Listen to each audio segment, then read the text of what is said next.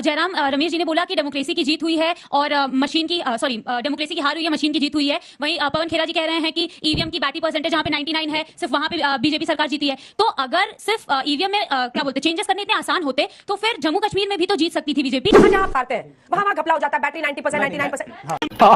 99 seat है। अब हिमाचल का देख लीजिए, आप जम्मू कश्मीर का देख लीजिए, वहां सब जगह आप एक सवाल नहीं उठाते हैं, आप कुछ नहीं बोलते हैं कि सब कुछ सही। ठीक है, जैसे ही जहां पे आप हारते हैं वो दिन कब आएगा जब आप अपनी हार को मानेंगे और एक्सेप्ट करेंगे कि हाँ जनता का ये निर्णय है, हमको हार मिली है। हमारी सुनिए, अरे बच्चा इसको बोलने दीजिए, अरे सवाल ही पूछ रहा है, इसके मन में भरा हुआ है, पूछने दीजिए। सवाल पूछे, विश्वास नहीं, ईवीएम में वोट निकले, विश्वास नहीं, चुनाव हो गया, विश्वास को अल्टीमेटली करना पड़ेगा। अब इनके लिए कहां से लाए बताइए। सरकार नहीं बन रही होती है तो आप गठबंधन कर लेते हैं। हरियाणा में आपको लगा कि आप अकेले सरकार बना सकते नहीं बनी, अब आप इलेक्शन कमीशन के ऊपर थोप दिए कि नहीं हुआ। अगर आप गठबंधन में रहते तो आपकी सरकार बनती, तो क्या आप यही चीज नहीं हार एक्सेप्ट करने पर बात हुई कि हार एक्सेप्ट नहीं करी जाती, तो आपने बोला कि सवाल बहुत लंबा है और आप यहाँ आ जाइए। दरअसल सवाल लंबा नहीं था, हारने के बाद आपके बहाने इतने लंबे होते हैं, इसलिए वो सवाल ऐसा था। आपने बोला कि राहुल गांधी अब सीख रहे हैं और आपने बोला कि आपने इतना अच्छा सवाल करा कि एजुकेशन और इंफ्रास्ट्रक्चर डेवलपमेंट पे भाजपा क्यों नहीं बात करती। यही सवाल मेरा है, राहुल गांधी जब बाहर जाते हैं इंटरनेशनल लेवल पे बेइज्जती कराते हैं तो उन्हें सिखा कौन रहा है। इस जवाब का सवाल देना ही पड़ेगा। दोस्तों, आज की डिबेट तो हो रही थी महाराष्ट्र में होने वाले विधानसभा चुनाव के बारे में, लेकिन डिबेट में आई हुई आम पब्लिक के मन में कांग्रेस के प्रति इतना क्रोध भरा हुआ है कि सारी डिबेट हरियाणा के चुनाव में डायवर्ट हो गई। जबकि अंजना कश्यप बार बार डिबेट को महाराष्ट्र के चुनाव की ओर ले जाने की कोशिश करती रही, लेकिन जब भी अगला सवाल पब्लिक का होता तो हरियाणा के चुनाव पर ही होता। असल में यह गुस्सा आम पब्लिक में होना जायज भी है, क्योंकि जिस तरह से कांग्रेस पार्टी और इनके साथ ही इंडी गठबंधन वाले जब भी इनकी कहीं पर हार होती है तो भारत के चुनाव प्रक्रिया के ऊपर या ईवीएम के ऊपर हार का ठीकरा फोड़ते हैं, लेकिन जब जीत जाते हैं तो सब कुछ सही हो जाता है। आज की डिबेट में पब्लिक ने कांग्रेस के साथ साथ पूरे इंडी गठबंधन को जमकर धोया है। डिबेट बहुत ही मजेदार है। आपसे अनुरोध है वीडियो को लास्ट तक जरूर देखें और यदि चैनल पर नए हैं तो चैनल को सब्सक्राइब कर दीजिए। चालू करो बे। चलिए शुरू करते हैं। नाम आरजू यादव है। मेरा सवाल ये है कि जम्मू कश्मीर में 29 सीट आई है बीजेपी की और हरियाणा में 48। तो जयराम रमेश जी ने बोला कि डेमोक्रेसी की जीत हुई है और मशीन की डेमोक्रेसी की हार हुई है, मशीन की जीत हुई है। वहीं पवन खेरा जी कह रहे हैं कि ईवीएम की बैटरी परसेंटेज जहां पे 99 है, सिर्फ वहां पे बीजेपी सरकार जीती है। तो अगर सिर्फ ईवीएम में क्या बोलते चेंजेस करने इतने आसान होते तो फिर जम्मू कश्मीर में भी तो जीत सकती थी बीजेपी। अनिल यादव जी, जो कि आप कांग्रेस पार्टी का प्रतिनिधित्व करते हैं, क्या कहा उन्होंने? लोकतंत्र की हार और तंत्र की जीत। जरा समझाइए। देखिए, होता क्या है कि अगर चुनावी प्रक्रिया में यदि कुछ परसेंट लोगों को भी उसके प्रक्रिया पर शक है तो क्या हमारी जिम्मेदारी नहीं बनती कि उसके डाउट क्लियर करने चाहिए? आप मुझे बताइए, हम तो तथ्यों के साथ गए हैं। वहां पर 20 सीटें हरियाणा में ऐसी हैं जिन पर 1% बैटरी खर्च हुई है। मैं मोबाइल लेके आया हूं ना, घर से पूरा चार्ज करके लाया। बहुत तेज हो रहा है अभी यहाँ तक आते आते नहीं, बीच में मत बोलिए, ये गलत बात है। आप ये सोचिए कि यहाँ तक आते आते 20-30% बैटरी खत्म हो गई है। एक ईवीएम मशीन जो सुबह से लेकर शाम तक उसमें वोटिंग होती है, उसके बाद 3 दिन तक वो रखी जाती है स्ट्रॉन्ग रूम में। उसके बाद जब काउंटिंग होती है तो क्या उसकी 1% बैटरी कम होगी? अगर हम इस पर सवाल पूछ रहे हैं तो क्या गलत कर रहे हैं? और चुनाव आयोग को जवाब देना चाहिए, बीजेपी के पेट में दर्द क्यों हो रहा है? कहते हैं ना कि चोर की दाढ़ी में तिनका, वो दाढ़ी भी दिख रही है और वो चोर भी दिख रहा है। बच्ची ने आपसे सवाल पूछा, बच्ची ने आपसे पूछा। देखिए, परसेप्शन की लड़ाई आपको लड़नी होगी। जी। अगर आप ये कहते हैं कि यहां पर घपला कर दिया, जहां जहां आप हारते हैं वहां घपला हो जाता है, बैटरी 90% 99%। हाँ, जवाब मैं दे रहा हूं आपको।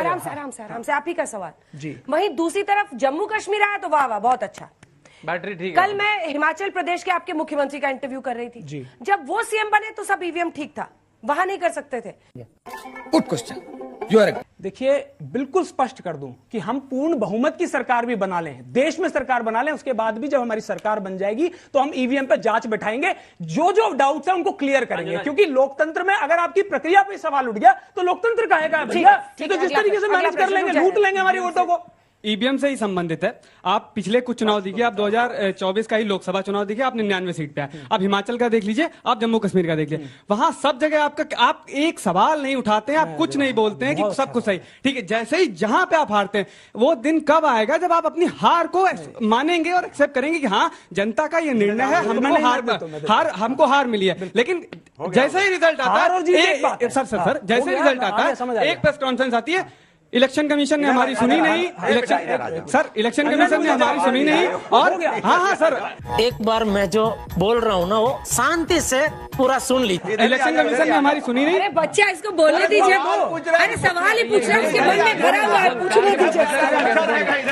ये सवाल खत्म हो गया सवाल। एग्जैक्टली हो गया, होगा बिल्कुल होगा। मैं समझ गया, मैं जवाब दे रहा हूँ सर। आप समझ गए ना कि हार को स्वीकारना चाहिए। चुनाव न जीत जाते। इन्होंने कहा, देखिए मुझे एक बात बताइए, इन्होंने कहा, अरे नहीं समझे, अरे सुन लो भाई, इन्होंने कहा कि आप यहाँ जीतते हैं, यहाँ सवाल नहीं उठाते, वहां जीतते हैं, वहां सवाल नहीं उठाते। देखिए एक बात सुनिए, जब कोई हेरा फेरी करता है ना, जब कोई चोर गले से पैसा चुराता है ना, तो मालिक यानी कि जनता, और चोर जो हमारे लोकतंत्र की चोरी कर रहे हैं, वो कैसा पैसा निकालता, थोड़ा सा निकालता, जिससे मालिक को शक ना हो। अगर ये सारे एक साथ निकाल लेंगे तो ये जनता आ जाएगी ना, वहां पर पार्लियामेंट में पहुंच जाएगी, जूते टंडे सब लेके। तो ये बड़े स्मार्टली ये काम करते हैं। आप देख रहे हैं चोरी का एक्सपीरियंस बराबर है आदमी को, क्योंकि कांग्रेस से हमारे साथ हो रही है भैया।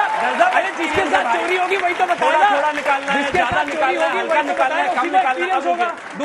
दूसरा, अरे भाई इतना ही बैटरी का ज्ञान था तो मैकेनिकल इंजीनियर बन जाते, काहे पॉलिटिशियन बन गए? गजब बात हो गई है। अब ये जो इन्होंने सवाल पूछा ना, बार बार रोने दो। एक तो मैं किसी और पर एग्जांपल नहीं दे सकता, अंजना जी पर भी नहीं दे सकता। जैसे मैं स्कूल जाता ना, तो अपने जमाने में बड़ा रोंदू बच्चा था मैं, स्कूल जाने का मन ही नहीं करता था मेरा। ये वही वाले लोग हैं, चुनाव हारते ही रोना शुरू कर देते हैं। अरे रुको भाई, इतनी जगह जीतते हो, जब जम्मू कश्मीर में जीत रहे सब बहुत अच्छा है, जब तेलंगाना में जीत रहे सब बहुत अच्छा है, हिमाचल में जीत रहे सब बहुत अच्छा है, जैसे ही चुनाव हारते हैं रोना शुरू कर देते हैं। रुको भाई, किसी पर तो विश्वास करो। बच्चा सवाल पूछे, विश्वास नहीं, ईवीएम में वोट निकले, विश्वास नहीं, चुनाव हो विश्वास तो अल्टीमेटली करना पड़ेगा। अब इनके लिए कहां से लाए बताइए? गठबंधन से है कि जब आपकी सरकार नहीं बन रही होती है तो आप गठबंधन कर लेते हैं। हरियाणा में आपको लगा कि आप अकेले सरकार बना सकते हैं, जैसे कांग्रेस है तो उन्होंने सोचा कि मेरी अकेले सरकार बन सकती है, जाटों को लेके हम सरकार बना सकते हैं। लेकिन आपकी सरकार नहीं बनी, अब आप इलेक्शन कमीशन के ऊपर थोप दिए कि नहीं हुआ। अगर आप गठबंधन में रहते तो आपकी सरकार बनती, तो क्या आप यही चीज कहते? आई एम सॉरी बाबू। देखिए इसको एक फीडबैक की तरफ लीजिए, क्योंकि हम लोगों ने टॉपिक महाराष्ट्र के इर्द गिर्द रखा था, लेकिन जितने बच्चे आ रहे हैं वो इस बात से नाराज हैं। मतलब आपका रिजल्ट्स को एक्सेप्ट ना करना एक इशू बन रहा है। इसकी गंभीरता को आप समझ रहे हैं? देखिए मुझे लगता है मेरे भाई ने बड़ी अच्छी बातें कही हैं कि भाई आपको गठबंधन करना चाहिए था। देखिए मैं आपको इंडिया गठबंधन को समझना पड़ेगा। हमारा जो ध्येय है वो ये नहीं है कि हम सरकार बना ले कहीं पे जाके। हमारा ध्येय है कि भारतीय जनता पार्टी जो हमारे लोकतंत्र को खतरे में ला रखी है, जो हमारे संस्थानों को दिन प्रतिदिन मार रही है, इसको कैसे हटाया जाए। सर यहाँ पे जब हार एक्सेप्ट करने पर बात हुई कि हार एक्सेप्ट नहीं करी जाती, तो आपने बोला कि सवाल बहुत लंबा है और आप यहाँ आ जाइए। दरअसल सवाल लंबा नहीं था, हारने के बाद आपके बहाने इतने लंबे होते हैं, इसलिए वो सवाल ऐसा था। और सवाल बस इतना सा है, आपने बोला कि राहुल गांधी अब सीख रहे हैं, और आपने बोला कि आपने इतना अच्छा सवाल करा कि एजुकेशन और इंफ्रास्ट्रक्चर डेवलपमेंट पे भाजपा क्यों नहीं बात करती। यही सवाल मेरा है, राहुल गांधी जब बाहर जाते हैं, इंटरनेशनल लेवल पे बेइज्जती कराते हैं, तो उन्हें सिखा कौन रहा है, और वहां पर एजुकेशन इंफ्रास्ट्रक्चर डेवलपमेंट की बात क्यों नहीं है? मेरा सवाल ये समाजवादी पार्टी और कांग्रेस के प्रवक्ताओं लोगों से है कि जो जैसे वहां पे उत्तर प्रदेश में समाजवादी पार्टी ने 6 सीटों पे घोषणा कर दी, ठीक है, और उन्होंने कांग्रेस से कोई मंथन अभी तक नहीं की। उसी तरह से ये कांग्रेस को बताया जा रहा है संजय राउत द्वारा वहां से कि बीजेपी की स्ट्रेटेजी और वहां का उनका सिस्टम ठीक है, तभी वो जीत पा रही है। तो मेरा आप लोग से सवाल है, क्या इंडिया गठबंधन कमजोर पड़ रही है अभी? इसकी गारंटी मैं नहीं दे सकता। ठीक है, एक साथ एक दो सवाल इधर भी पूछ लीजिए। अभी तो इधर नहीं है कोई सवाल इधर ही है। अनुराग जी से आप उनसे उनकी सीटें पूछ रहे हैं। आप बताइए आप यूपी बाईपोल इलेक्शन में कितनी सीटें दे रहे हो कांग्रेस को? बता रहा हूँ हारने के बाद। मेरा नाम आर्यन मिर्जा और सवाल अनिल जी से है कि जब भूपेंद्र जी को कल कांग्रेस ऑफिस में बुलाया गया मीटिंग में और सारा ब्लेम गेम चलाया गया, राहुल गांधी जी ने ब्लेम गेम चलाया भूपेंद्र हुड्डा जी पे कि सरकार जो है हुड्डा जी की नहीं बनी, तो क्या गोहाना की जलेबी सुहाई नहीं, या फिर ये ब्लेम गेम की वजह है कि दहन हो चुका है कांग्रेस पार्टी? सोच ही रहे थे कि जलेबी कब एंट्री मारेगी डिबेट में। चलिए आप लोग चारों बैठिए, आप ही के साथ शुरुआत करते हैं। सारे प्रश्न आप ही के लिए। एक्टिंग करेगा, एक्टिंग कर। देखिए पहले तो मेरे साथी ने कहा कि बाहर जाते हैं तो बेइज्जती कराते हैं। ये जो व्हाट्सएप की दुनिया है ना, इससे बाहर निकलना पड़ेगा। बाहर राहुल गांधी ने क्या कहा? रोजगार पर बात करी कि देश में बेरोजगारी चरम पर है और किस तरीके से इनको रोजगार दिया जाए। और जहां तक देश की बात है तो आपको पता है प्रधानमंत्री जी ने क्या कहा था? प्रधानमंत्री जी ने कहा था बाहर देश पे दूसरे विदेश में जाके कहा था कि 2014 से पहले हमें शर्म आती थी कि इंडिया में पैदा होने पे हमें शर्म आती थी। तो बेइज्जती कराना ये होता है। लेकिन आप फैक्ट्स की बात करते हैं, अगर हमारे देश में कोई कमी है और हम उसे बाहर भी कह रहे हैं तो उससे कोई नुकसान नहीं है, क्योंकि आज सोशल मीडिया का जमाना है, सारी इंफॉर्मेशन यहाँ की वहां जाती ही जाती है। दूसरा, मेरी बहन ने कहा कि भाई आपसे सब लोग सवाल पूछ रहे हैं। मेरी बहन, यही तो लोकतंत्र है कि जब आपको कोई चीज ना समझ आए तो आप सवाल उठा सको। अगर कोई हमसे सवाल ना पूछ पाए तो तानाशाही होगी, जो कि भारतीय जनता पार्टी में हो रही है। एक सेकंड, मीटिंग से खबर आई, वो यही आई कि राहुल जी ने भी कहा है कि जो निजी हित था उसको पार्टी हित से ऊपर रखा गया। जाहिर तौर पर उनका इशारा दीपेंद्र हुड्डा और कुमारी शैलजा की लड़ाई पर था। देखिए, जो लड़ाई वाला मामला चल रहा है ना, ये बहुत नुकसान पहुंचाता है। जनता वही सवाल बार बार पूछ रही है। मेरे जैसा बेवकूफ इस देश में नहीं है। वीडियो के आखिरी तक बने रहने के लिए आपका बहुत बहुत धन्यवाद है। उम्मीद है वीडियो आपको पसंद आई होगी, तो वीडियो को लाइक कर दीजिए और कमेंट बॉक्स में जय श्री राम लिख दीजिए। चैनल को सब्सक्राइब कर दीजिए। नमस्कार।